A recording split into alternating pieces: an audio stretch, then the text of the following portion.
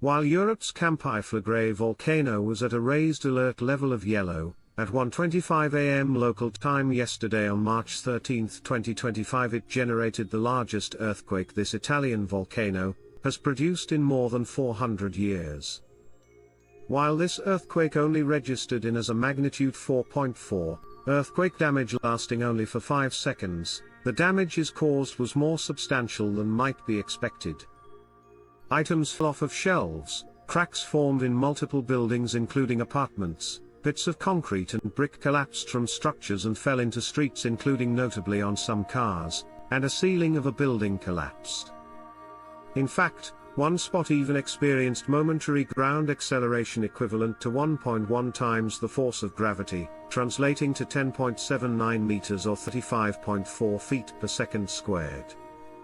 While thankfully, the 1.1 grams occurred in a spot with no structures, sufficient damage was sadly caused by the brief earthquake that 11 people were injured, and multiple buildings had to be evacuated, causing some people to sleep outside.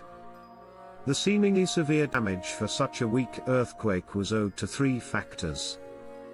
Those are the shallow depth of the earthquake, the seismic resonance of the most common height regional structures essentially matching the strongest frequency the earthquake released, and hydrothermal alteration within the earthquake amplification caldera greatly amplifying the intensity of ground motion by up to several magnitudes.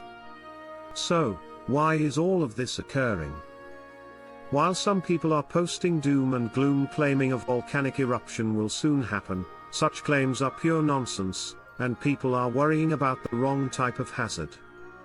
In my opinion, there isn't even a remote volcanic eruption danger at the present, meaning it isn't going to happen anytime soon unless something unexpected and dramatic changes. However, there might be an actual potential problem revolving around the stability of structures which could arise due to the risk of more similar magnitude earthquakes striking and continued ground uplift. The damage these magnitude 4 range quakes can cause is self-explanatory based on the recent damage, while for the uplift, let's just say that since the uplift is occurring unevenly, structural problems can arise as most buildings aren't meant to be uplifted unevenly and thus slightly tilted. Now, for reference, each of the following statements are true but are being taken out of context. Campi Flegrei is an active volcano which last erupted in 1538. Yes, Campi Flegrei does have an ongoing magma intrusion that is pushing the ground upwards.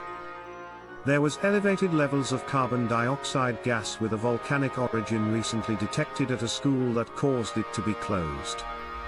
And finally, yes, Campi Flegrei is at a raised alert level of yellow. However, here's the relevant context. Campi Flegrei has been at a constant raised alert level of yellow since 2016, although elevated activity has been occurring since 2011. Since 2011, an intrusion of magma beneath the Solfatara site has caused current magma intrusion magma to slowly ascend from 8 to 3 km depth, from which is then expands into a laccolith-like sill that displaces and domes overlying rock. Related stresses from this uplift are largely accommodated by regional faults, causing increased gas emissions in some spots like what was just observed at that school, and earthquakes like the recent magnitude 4.4 event.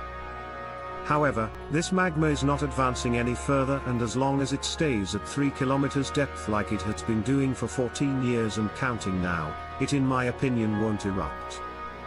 Only if magma started shooting upwards above this sill would there be a legitimate eruption danger. However, the aforementioned magma influx and associated uplift are not occurring in a constant manner. Instead, it widely varies, and 3 times since 2023 has produced brief elevated uplift periods where temporarily the amount of ground deformation jumped from what was averaging 10 to 15 centimeters a year to 30 to 60 centimeters a year. Anytime this occurs, larger and more earthquakes occurred alongside them, but the good news is that both prior periods lasted no more than 12 days. At the present, we are in a third such period which as of today is in its 27th day, involving a rate of 36 centimeters a year of uplift.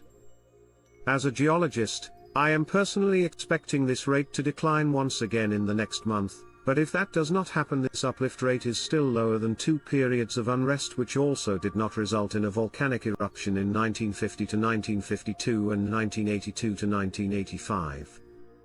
Now, don't get me wrong. Campi Flegrei cycle, one of the world's most potentially dangerous and explosive active volcanoes during the Holocene, but the good news is that we have fairly confident models that can note where in its overall activity cycle the volcano is. At the present, Campi Flegrei is in step 3 of 5, where an elevated rate of ground uplift occurs due to magma rising into the underlying sill.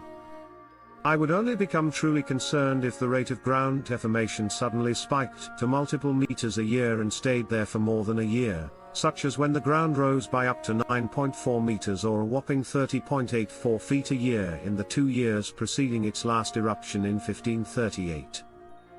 So, unless we add another zero to the end of the current uplift rate assuming it is maintained, I would in my opinion not worry about Italy's Campi Flegrei volcano erupting anytime soon.